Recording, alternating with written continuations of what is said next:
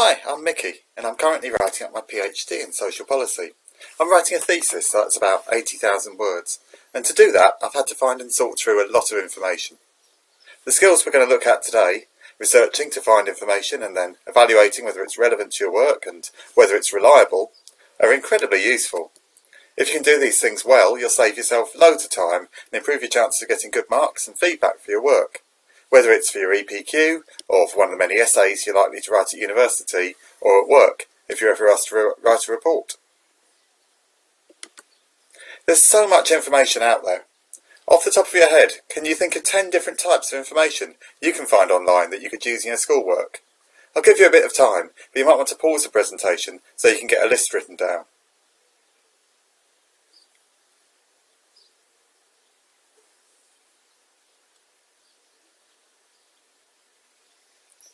Okay, 10 more seconds, or pause the presentation if you need more time.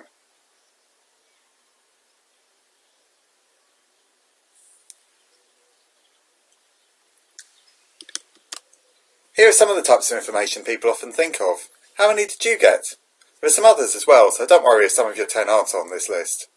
We've got subject guides, news feeds, newspapers, statistics, government publications, the list goes on.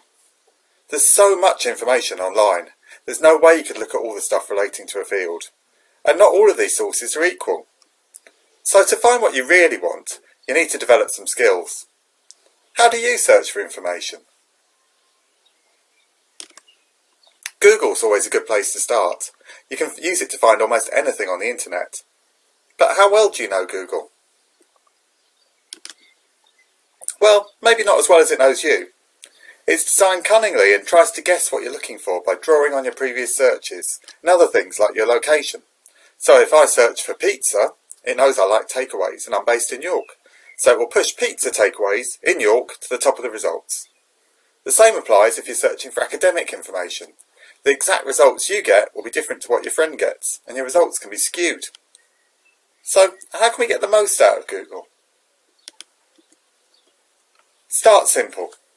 So if I wanted to find out about VE Day, for example, the end of the Second World War in Europe in 1945, I'd start by just typing VE Day into Google and seeing what comes up.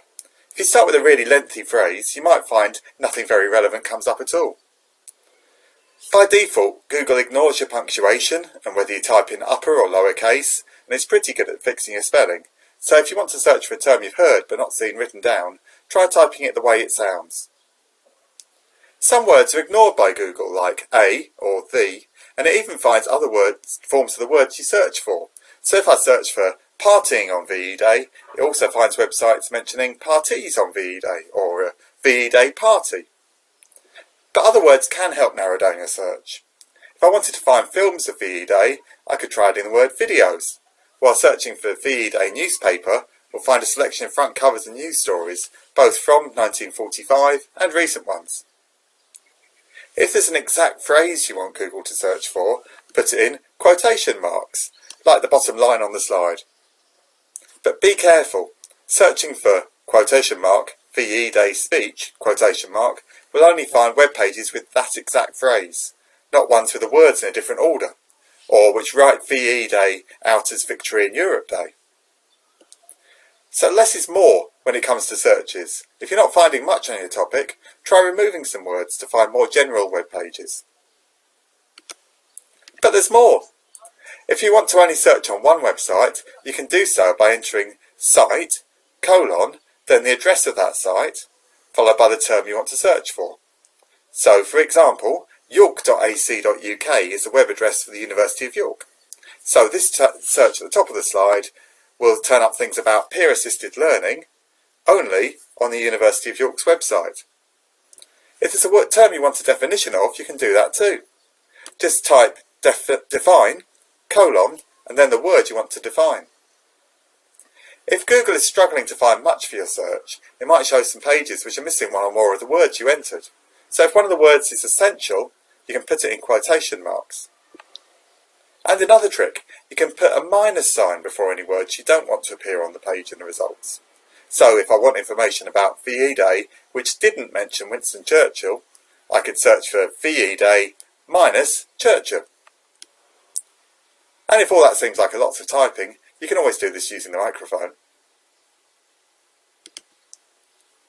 Great, now we've found some resources. But anyone can write something and have it appear online. How do we know the information we find is appropriate for academic study? We can use ScrapCat. And to help us remember it, here's a lovely picture of a cat made out of scrap. So ScrapCat is a mnemonic. Each letter stands for one of the 8 steps we can use to evaluate online resources, and most of them work for printed resources as well. Let's go through them one at a time. S is for suitability. Is it too basic or too advanced? Say you're writing an essay about the impact of coronavirus on restaurants. There's not much point looking at a website aimed at young children, giving a very basic explanation. But a biological research paper is likely to be too advanced, difficult to understand, and go into detail you don't need for your work. C is for content. What other things are on the site? Are the other things on the site news articles or summaries of scientific research? If so, that's promising. Or are they celebrity gossip or wild claims about many different subjects? If so, I'd question whether we can rely on this article we're looking at. R is for reliability. Is there supporting evidence? Does it provide references or at least say what evidence it's based on? Decent research always does, and even good news stories usually do. If it's just anecdotal, just somebody's opinion, why should we give that more weight than the opinions of the many billions of other people around the world? A is for authority.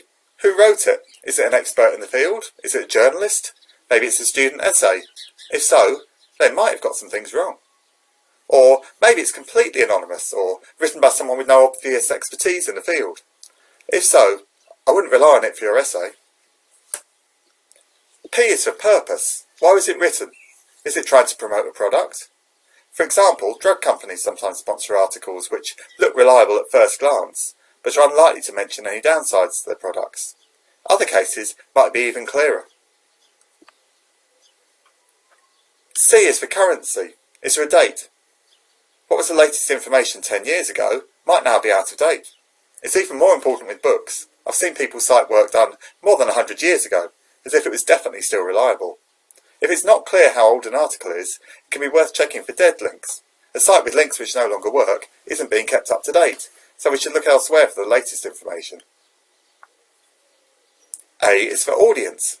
Who is it aimed at? Specialists or the general public?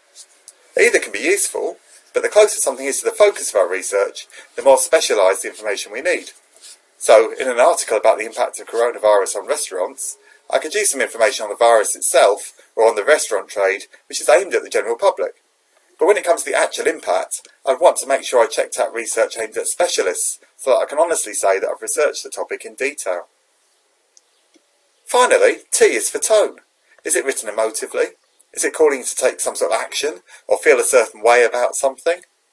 Academic research tries to take an objective tone, so this is something to watch out for. So there we have it, ScrapCat. I'll put it back up on screen in a minute, but first, here's a task. There are 3 websites to have a look at. So for each set, try to evaluate them using ScrapCat, and then rank them in order of how much you could rely on them for your academic work. I'll put the descriptions back up on screen. Right, pause the video now and restart it once you've ranked the websites.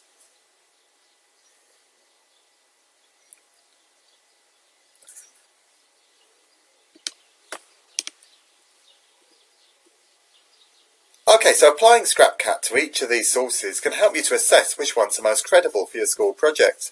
And also, it's useful when you're researching for an assessment for university. To briefly summarise, first of all, we've got an article from the NHS website. Now this is written for a public audience, so it's not too advanced and it deals with facts. It points to the newspaper headline in the Mail as well as other sources, and also links to the science for those who want to check that out. The NHS is well known across the UK, so we can trust it, and the chances are you might have thought this was a good, reliable source. I chose it as my main source. Next up, we've got one from the Mail Online. Now this does draw on the research, and it links to both the NHS and the scientific research. It's not too bad. But it is a news source, and it's important to check news sources for bias. Who's the audience? What kind of feeling is it trying to evoke in its audience?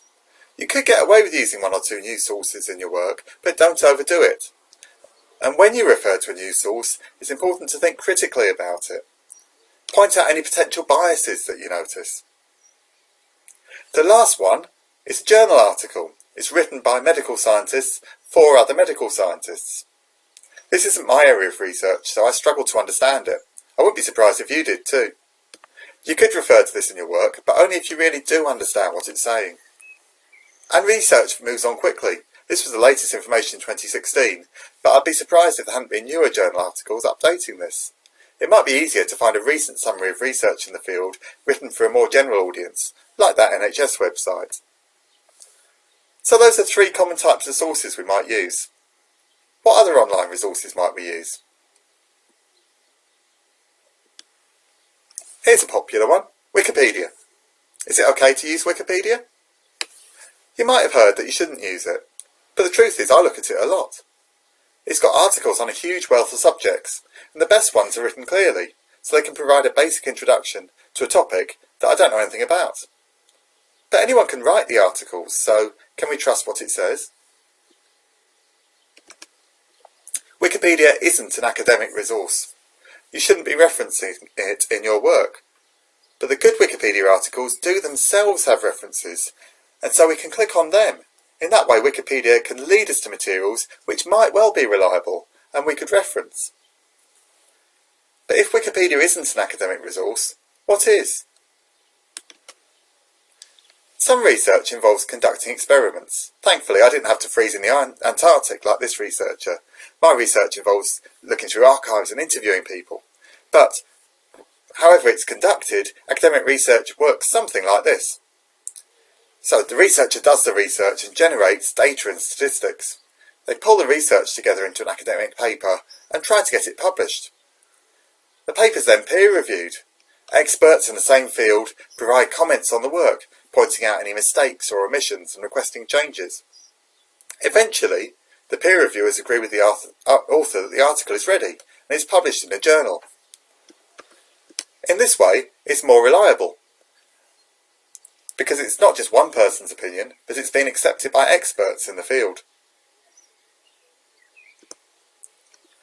Another academic might then conduct a literature review, which summarises a number of studies on the topic, including our researcher's paper. Literature reviews can be good, reliable sources, setting out the latest academic research on a topic, and can be good things to find. Another author might then write a book, drawing on some of those sources we've already talked about. It might be a summary, or it might be an in-depth study of quite a narrow topic, but all this takes time. The printed books in the library or the electronic versions on Google Books can't include the very latest research. Non-academic resources and reference materials can also be produced, summarising a particular topic. Whether it's Wikipedia or a school textbook, it can be a good place to look for definitions or to begin your literature search, but they aren't themselves the best academic sources which we should be looking to use. Those are the literature reviews, the journal articles, and perhaps the books. Have you heard of Google Scholar? It's like Google, but it provides access in particular to scholarly literature, whether they're articles, literature reviews or books. You can get to it simply by searching for Scholar in Google. When you search for something in Google Scholar, the results will look something like this. Here, the search is for body image in adolescent men, and it's showing the top 2 results out of about 22,400. Let's look at some of the options and how we can use them to narrow down our search and find the most useful results. Below each result, you've got a list of useful options. Firstly, if you're signed into a Google account, the star will let you add items to your library. It's a great way to save them for later. Clicking on the author's name will show you other things they've written. If they do lots of work in your area, it might turn up some other useful sources. Next, the quote marks will show you how you could reference the source. The cited by number shows how many works have cited the article, have referenced it. They might also be of interest in themselves, but even the number is useful. something which has been cited a lot is likely to be a more important work than something only ever used as a reference by one or two academic works. Related articles can help you find similar sources if you need more for your research. Quite often, some of the works are behind a paywall, so you can only see a summary at best. But if there are several different versions, there's a much higher chance that one's a free version that you can read in full. Up in the top left, the menu link will take you to the library, or to the advanced search function where you can narrow down your search even more. Or over on the left you can find some of the more common search options. For example, you can search for work from only a particular date range, which is great if you only want to see recent work. And there are other sources of information you can look at. The University of York has put together a series of subject guides, and these are great for finding the best places to start finding material in your subject area, with lots of freely available sources. To get to them, head to our website at www.york.ac.uk and type subject guides in the search bar.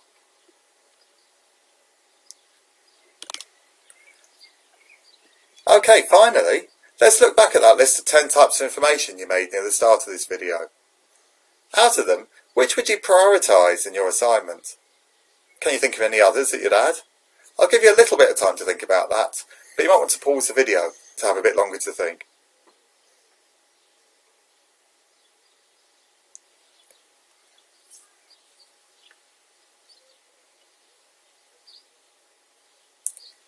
Okay, another 10 seconds and pause the video now if you want longer.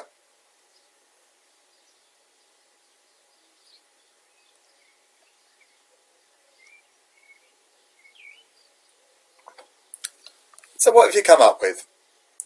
Perhaps you've come up with things like using Google Scholar, subject guides, or even Wikipedia to get you started.